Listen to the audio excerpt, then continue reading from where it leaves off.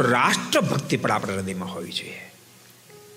રાષ્ટ્ર જો સુરક્ષિત હોય તો ધર્મ સુરક્ષિત રહી શકે. આપણા પૂર્વના ઇતિહાસો તમે જોશો તો ખબર પડશે કે જ્યારે રાષ્ટ્ર જોખમમાં આવ્યું ને ત્યારે ધર્મ પણ જોખમમાં આવ્યા છે. રાષ્ટ્રને સુરક્ષિત રાખવું પણ બહુ આવશ્યક હોય છે. ભલે તમે અમેરિકામાં રહેતા હોવ, પરંતુ તેમ છતાંય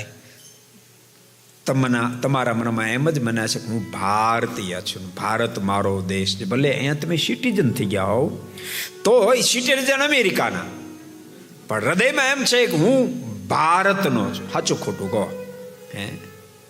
અને ભારતનું જ્યારે રૂડું થાય ત્યારે આપણે હૃદયમાં જરૂર આનંદ થાય.